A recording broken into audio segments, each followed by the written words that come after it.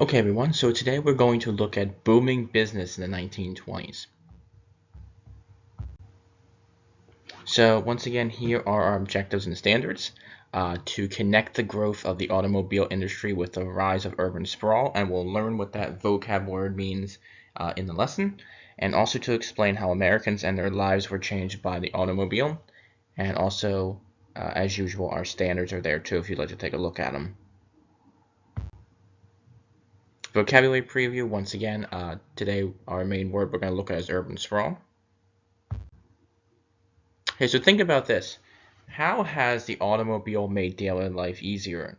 I'm not sure how many of you drive, but I'm sure many of you have obviously ridden automobiles before. So think about how has the automobile made life easier for us as humans and even as Americans as well? Because during the 1920s, you're going to see the country change a little bit. That's going to make travel and transportation easier because of the automobile. Okay, so production presidents.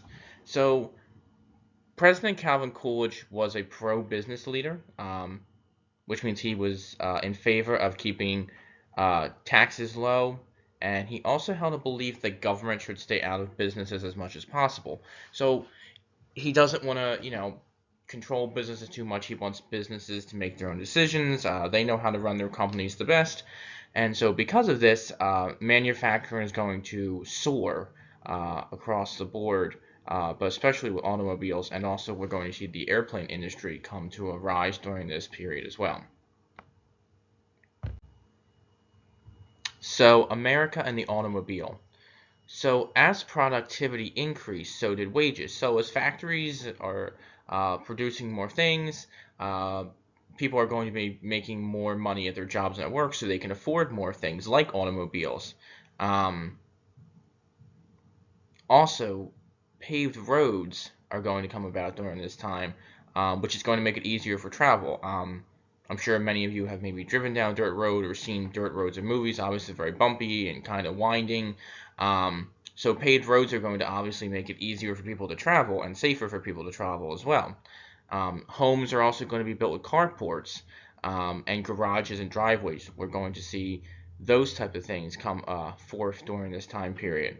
Also, as automobiles begin to rise in the country too, we see gas stations being built, repair shops, motels, hotels, and shopping centers. And also, we begin to see the installment of the first traffic lights, which seems kind of strange to say there wouldn't be traffic lights, but back in the 1920s and before that, they didn't have traffic lights, so it was very dangerous to be on the road, and there were a lot of accidents. So during the 1920s, we have traffic lights installed, and also we begin to see tunnels on roads, so people can drive under bridges or to get to places quicker as well.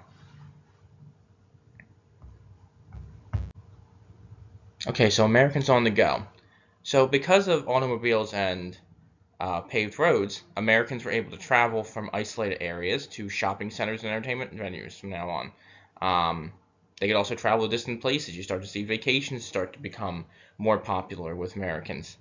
It also gave young Americans and women more independence to be able to drive and get away from whatever they wanted to and kind of explore a little bit. It also allowed workers to live in certain locations or live farther away from where they worked. Before this, people had to live closer to their job to get to work. So the automobiles are going to allow people to now be able to transport themselves from home to work from miles away. This also creates urban sprawl as people move away from the cities because they can work in different locations further away. You're going to see cities start to sprout up in all different directions, and also again people traveling and exploring, they're going to be able to move and go to different locations. A good example of urban sprawl is, not sure how many of you have heard of it, but it's called Route 66. It goes from Chicago to Los Angeles, and a lot of small towns and places like that began to spring up along Route 66 as people travel from Chicago to Los Angeles. You saw a lot of cities begin to pop up.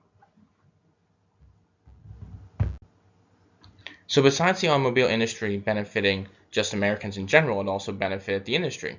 Um, we're going to see factories in Ohio and Michigan pop up. Oil production is becoming a big thing in California and Texas. And by the late 1920s, about 80% of Americans owned an automobile.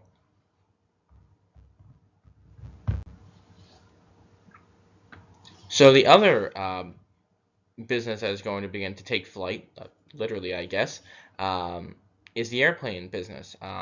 Airplanes are going to begin to be used for transportation. Um, and this is going to be made popular also by Charles Lindbergh and Amelia Earhart. We'll talk about them a little bit later on, that helped encourage Americans to take the skies to go to different places as well. Okay, so our wrap up for today. So remember that President Coolidge is going to help businesses grow with his policies of, keeping the government out of business. Also, America is going to be able to travel and commute to work. We have garages, we have repair shops, shopping centers, paved roads, tunnels, traffic lights. We also have urban sprawl, which is, this is one of the main causes of towns and cities growing. And we also have Charles Lindbergh and Amelia Earhart, who are helping to support the airplane business, and people are going to begin using airplanes for transportation as well. So that's all I have for today for this lesson. Be sure to answer the questions. And next class, we will begin to look at consumerism and how people's daily lives were changed at home with advertising and some new technologies. So I will talk to you guys later.